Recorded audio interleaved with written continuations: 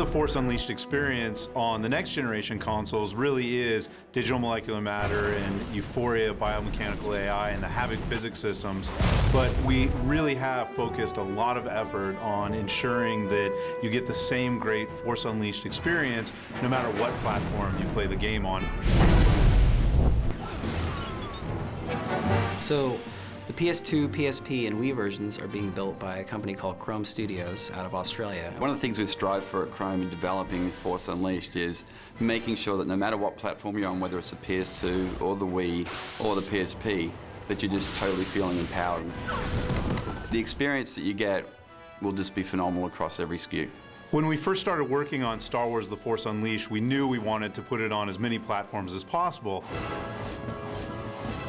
But we also made the decision to ensure that each platform was going to be unique and different in its own right.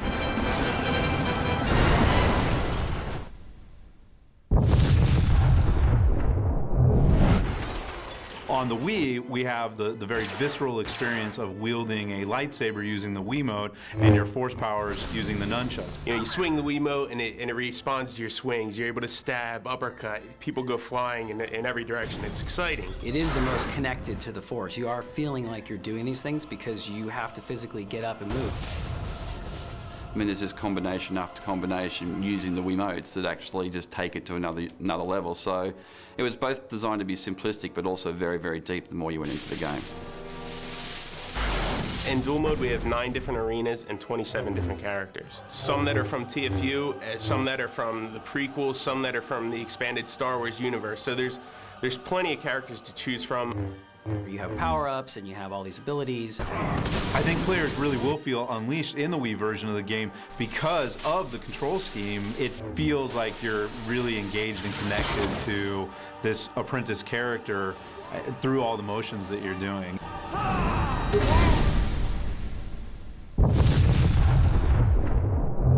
So the great thing about working with Chrome has been giving them an opportunity to develop some unique content. So there's locations, there's characters, there's places on those platforms you're not going to see anywhere else.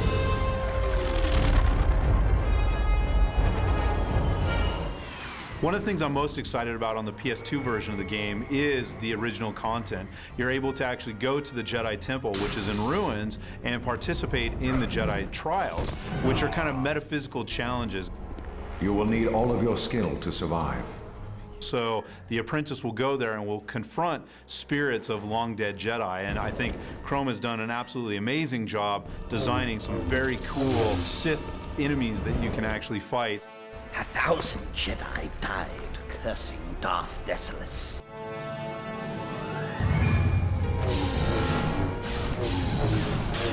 This console's been around for a long time, but we're still pushing the envelope. We went back and we built a new physics solution from the ground up so you can have tons of ragdolling enemies flying across the screen. You can pick up 20 or 30 things in a room at one time, and they're all moving in motion, and they look real. It looks like real physics, and that's something I never thought we could do on a PS2.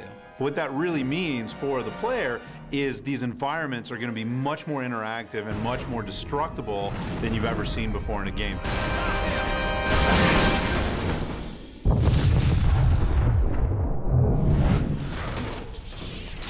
Early on, we knew we wanted to do a PSP version of the game, but we wanted a mode that players could just kind of pick up and play that really would harken back to all of the films and give, the PSP owner something special and unique and new. So we came up with this idea of historical missions.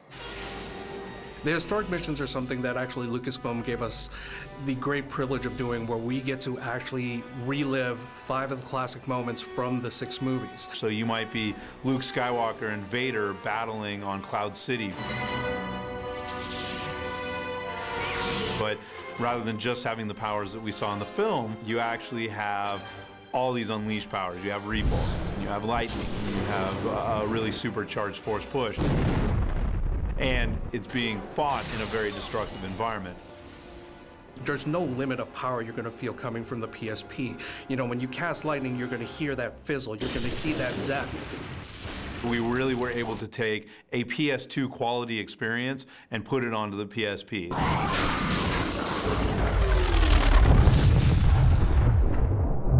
And the DS version is being developed by a company called N-Space.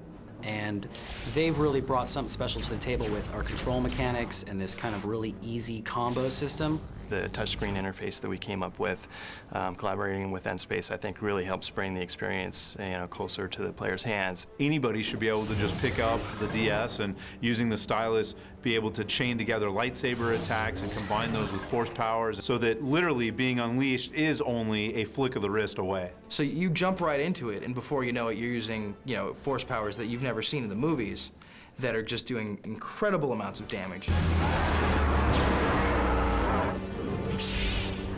We have a couple different multiplayer modes, more of a standard deathmatch on the DS. We also have more of a duel-based multiplayer mode where it's sort of there's a back and forth and a sway meter, and whoever gains the advantage kind of unleashes themselves, and it's really a lot of stuff in one small package.